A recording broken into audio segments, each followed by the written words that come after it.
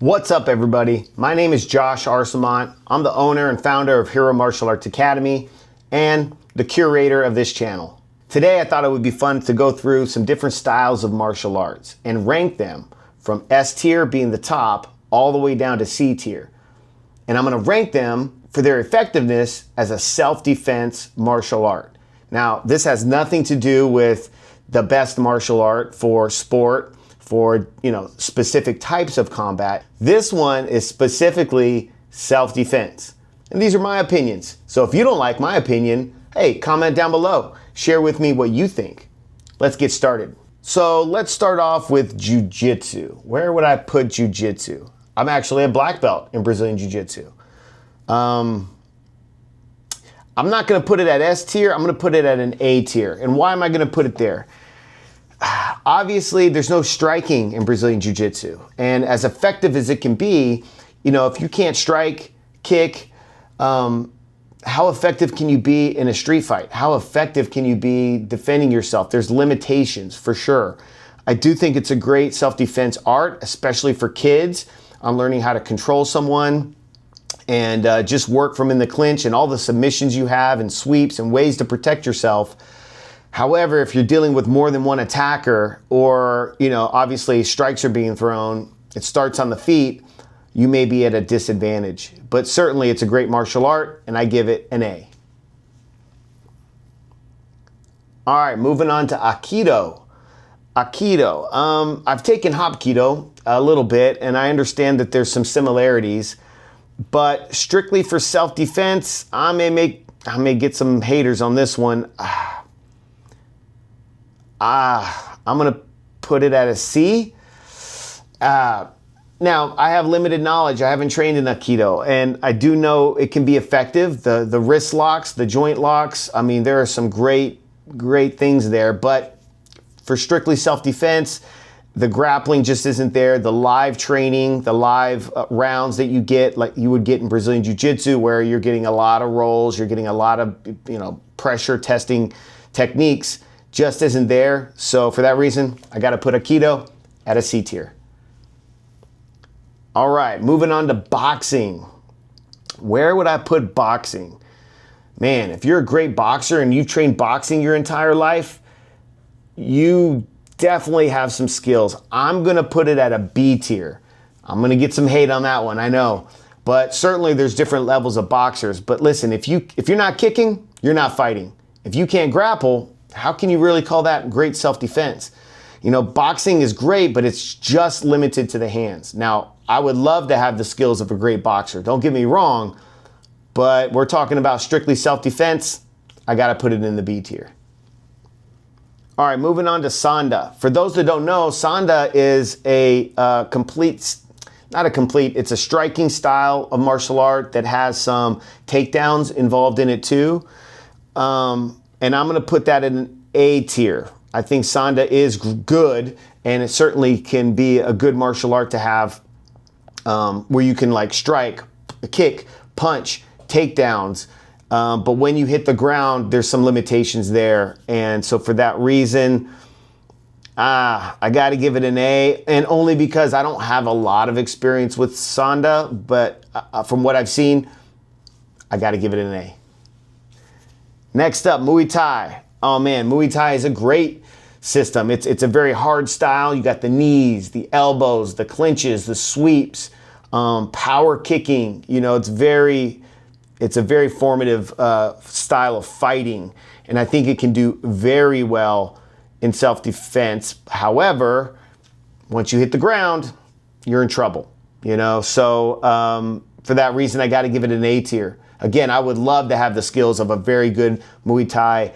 I've trained in some Muay Thai, certainly not extensively, but I understand the basics and I understand the fundamentals. And training with some high-level guys, I realize how vulnerable some people would be not having any of that knowledge. So, but again, doesn't have the grappling, so I can't put it at an S tier.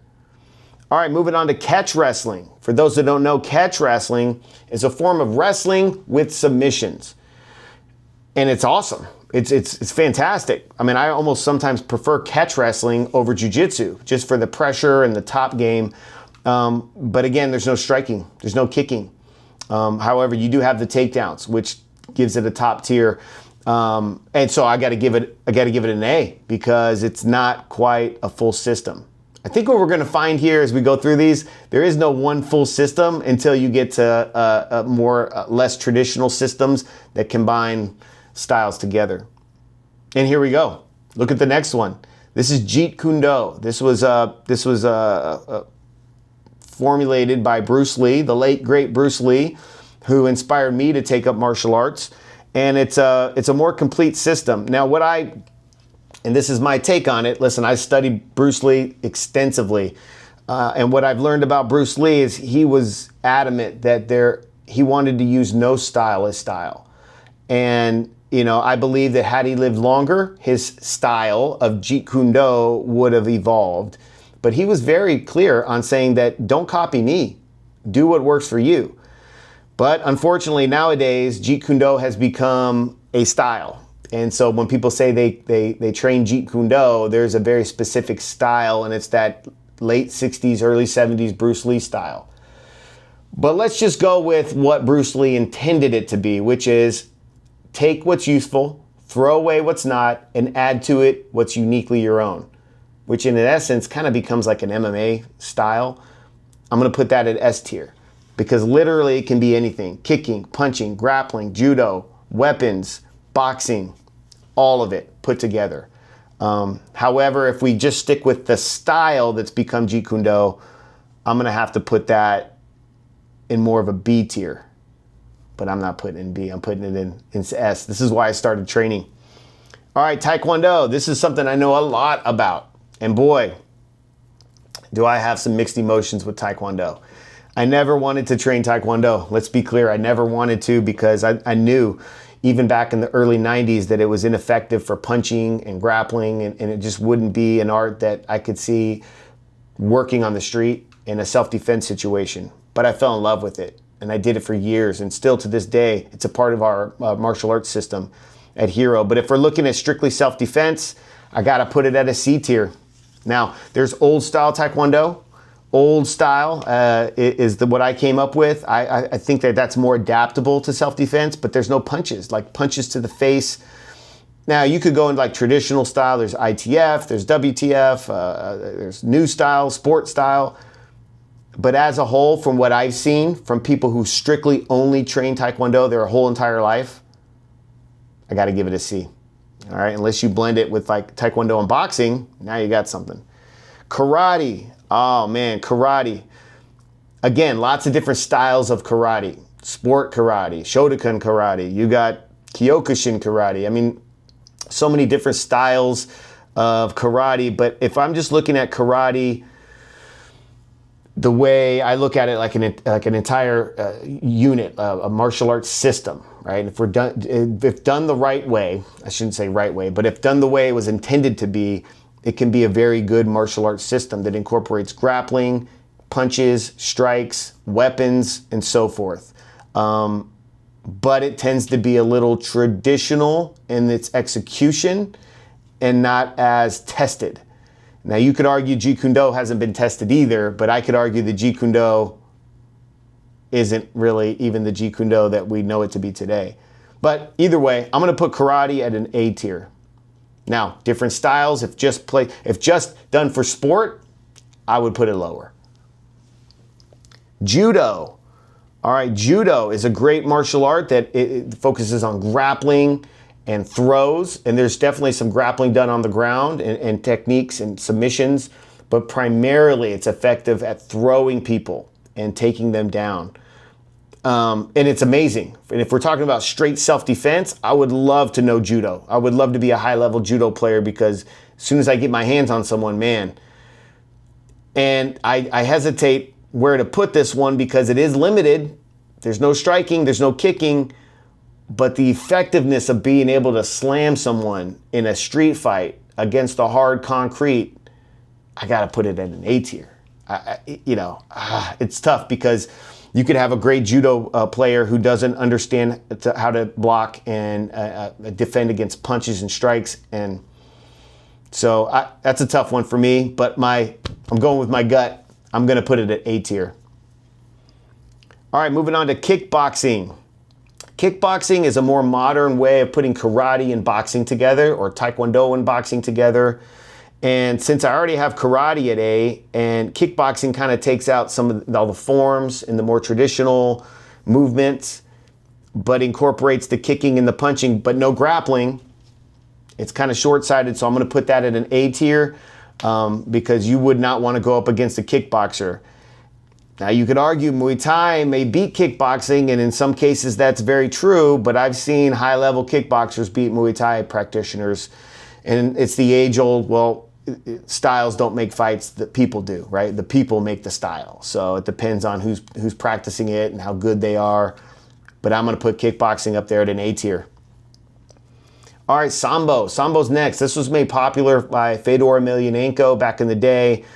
And I've always had an affinity for Sambo. I just love the striking, the kicking, the throws of Judo, the submissions of Brazilian Jiu-Jitsu. Although it may not be as technical as Brazilian Jiu-Jitsu, I got to give it an S tier. I just think this style is awesome to watch. And we see some of the best fighters now out of Russia and that area of the country coming out in the UFC and just dominating.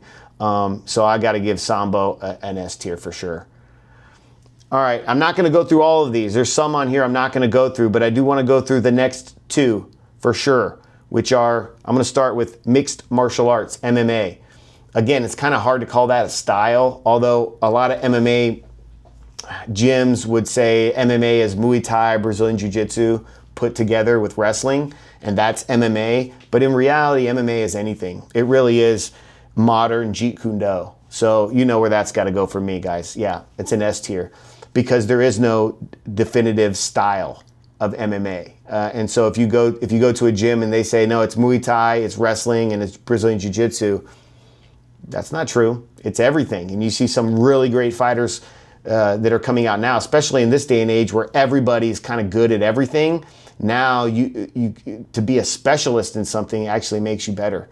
To be a specialist in kickboxing, to be a specialist in Muay Thai, to be a specialist in Brazilian Jiu-Jitsu, or even Taekwondo, karate. We got specialists like Stephen Wonderboy Thompson and others. So, and the last one I'm going to review today is Krav Maga. Now, Krav Maga is marketed as the self-defense martial arts style. And I've seen some really good, I have friends that may be even watching this that are great Krav Maga instructors, have great Krav Maga schools, and teach high quality self-defense programs. And then you see some that are like, they use Krav Maga as like a, I don't know, is like a way to sell their more traditional program, and it may be a little more watered down. No disrespect, guys.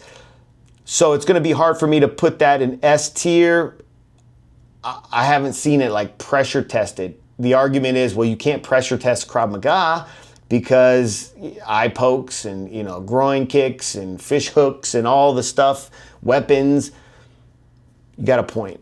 But I'm going to go with the highest version of Krav Maga, okay? Not the watered down. I'm just going to go with like, assuming you want to learn just how to defend yourself, I'll put it at an S tier because it incorporates a lot of everything. So as you can see here from my little diagram here, that anything I put in S tier molds different styles together to formulate a comprehensive, complete system. Anything that's just like a specific system for a specific type of martial art, and it's still very effective, I put at an A tier, except for boxing. I might catch some hate on that one, but I just think, man, if you're not kicking and if you're not grappling, man, I think you're going to be very limited on the street if you get into an altercation. Aikido and my guys, Taekwondo. Sorry, guys. Hey, listen, if you're a Taekwondo guy, just add some boxing into the mix and we can move you up to a kickboxer status, an A tier, pretty dang quick. If you're a kickboxer or a grappler, combine both. And boom, you'll move to S tier. So that's my take on it, guys. And of course, I didn't even really talk about weapon defense. I know there's other styles out there. I didn't talk about obviously all these down here. There's other styles like Kali and knife defense, and yeah, those are great. But I'm just worried. I'm concerned more with like hand-to-hand combat for this one. What do you guys think? Am I crazy? Do I not know what I'm talking about? Do you agree with me? Do you disagree? Let me know in the comments. Let's talk about it. Thanks, guys. Let's be respectful in the comments. Let's have some fun with it. And if you want some future reaction videos or any kind of like rating videos like this for me in the future, let me know. And I'd be happy to do it. All right, see you guys on the next one.